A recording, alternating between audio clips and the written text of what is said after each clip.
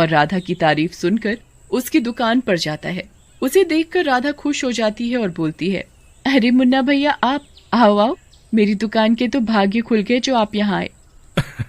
तुम भी ना राधा, क्यों शर्मिंदा कर रही हो? ऐसी कोई बात नहीं है, चलो अपने पकोड़े खिलाओ, बहुत तारीफ सुनी है, जरा हम भी तो चखें। फिर राधा उसे भी पकौड़े देती है और पकौड़े खाने के बाद मुन्ना चला जाता है। रास्ते में जाते जाते सोचता है, अरे वाह, इस भिखारन राधा की भी मस्त किस्मत है, क्या दुकान चल रही है। क्यों ना मैं भी इसके बगल में एक दुकान खोल लूं, थोड़ा मॉडर्न लुक में खोलूंगा तो इससे अच्छी ही चल जाएगी। फिर इस भिखारन को क्या पता कैसे बिजनेस किया जाता है। फिर अगले दिन मुन्ना राधा के एक लेबर चुन्नी लाल को, जो कि बहुत बेईमान होता है, अपने पास बुलाता है। आओ आओ चुन्नी लाल, बैठो। मालिक, आप भी मजाक अच्छा करत हो हैं? अरे आप कहाँ, हम कहाँ, बताओ। वैसे हम आपके क्या काम आ सकते हैं, बताओ। अरे कहाँ के मालिक चुन्नी लाल, हम असली मालिक तो तुम हो। क्या पकोड़े बनाते हो और सारी तारीफ वो मनहूस राधा ले जाती है। अब सही कहा था मालिक, हम तो कब का ढाबा छोड़ देते, लेकिन हमको कौनो नौकरी नहीं देता है, नहीं तो हम भी क्या करें भैया। फिर इस तरह मुन्ना चुन्नी लाल को अपने पास बुला लेता है और राधा की दुकान के सामने अपनी दुकान खोल देता है। कुछ दिनों तक तो ठीक चलता है, लेकिन फिर स्वाद खराब होने के कारण उसके सारे ग्राहक वापस राधा के पास जाने लगते हैं। एक दिन कुछ गांव वाले मुन्ना की दुकान पर पकौड़े खाने आते हैं।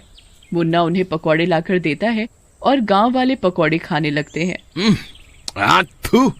ये पकौड़े हैं या गाय का गोबर, सारा मूड ही खराब कर डाला। अरे मुन्ना, इससे ज्यादा स्वाद तो मेरी गाय के गोबर में है।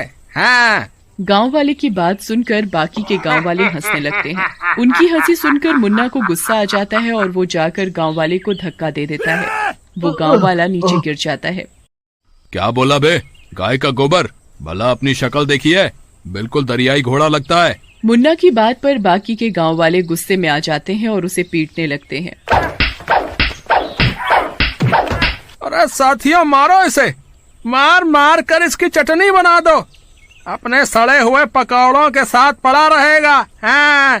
फिर गांव वाले उसे मार पीट कर वहां से चले जाते हैं। मुन्ना उनकी मार से बेहोश हो जाता है। थोड़ी देर में वहां चुन्नी लाल आता है और मुन्ना के मुंह पर पानी डालकर उसे होश में लाता है।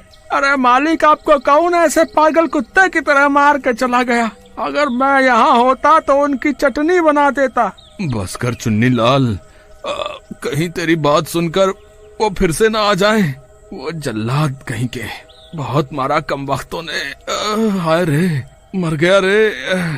अब तो इस राधा का इलाज करना ही पड़ेगा, सब कुछ इसी वजह से हो रहा है, मेरी दुकान भी नहीं चल रही।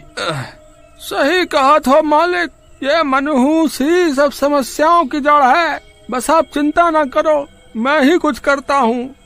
कुछ करना है तो उस मनहूस को इस दुनिया से हटा दे, ताकि मेरा और तेरा कुछ भला हो सके, नहीं तो मेरी दुकान और तेरी किस्मत बंद होने में समय नहीं लगेगा। फिर मुन्ना की बात सुनकर चुन्नी लाल एक योजना बनाता है और राधा के घर और दुकान में आग लगा देता है, जिसमें राधा जलकर मर जाती है और एक चुड़ैल बन जाती है। उधर मुन्ना और चुन्नी लाल राधा के मरने की खुशियां मनाने लगते हैं। वाह मेरे चेले वाह, तूने तो कमाल कर दिया, अपनी तरक्की के लिए दुश्मन को ही रास्ते से हटा दिया। वाह वाह वाह वाह, अब तो हम खूब नोट लूटेंगे, हमारी दुकान भी खूब चलेगी।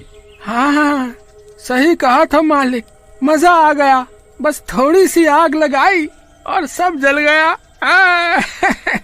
लेकिन उन दोनों को ये पता नहीं होता कि उन दोनों की ये बातें चुड़ैल छिप कर सुन रही होती है। तो ये सब इन दोनों का किया धरा है।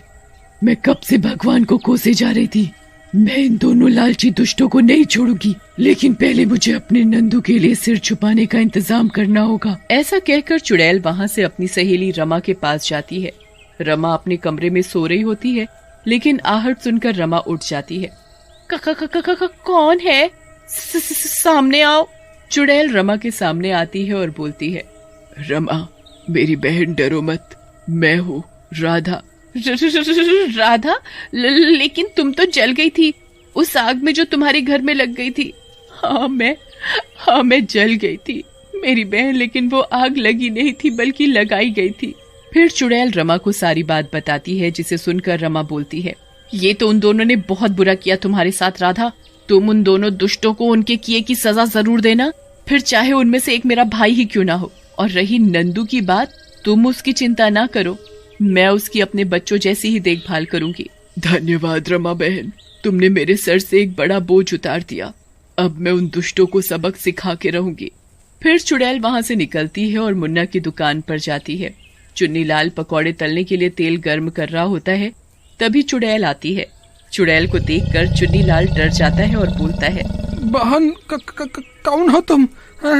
पकोड़ा खा लो, हम बहुत अच्छा पकोड़ा बनाता हूँ। हाँ आज मैं पकौड़े खाने नहीं बल्कि बनाने आई हूँ। ऐसा कहकर चुड़ैल चुन्नीलाल को उठाकर गर्म तेल की कढ़ाई में फेंक देती है। थोड़ी ही देर में चुन्नीलाल उसमें जलकर मर जाता है। तभी वहाँ मुन्ना भी आ जाता है। अरे अब ये क्या हुआ? ये पकोड़े की कढ़ाई में चुन्नीलाल कैसे कूद गया? कूदा नहीं, मैंने तला है इसको। आखिर मैं अपना हुनर कैसे छोड़ दूं? राधा तुम, अरे माफ कर दो राधा रानी, गलती हो गई, मुझे मत तलो, माफ कर दो। करती हूँ, पहले तू भी तो थोड़े से पकौड़े खा ले। ऐसा कहकर चुड़ैल मुन्ना को भी गर्म तेल में फेंक देती है और थोड़ी ही देर में मुन्ना भी जलकर मर जाता है और चुड़ैल को भी मुक्ति मिल जाती है।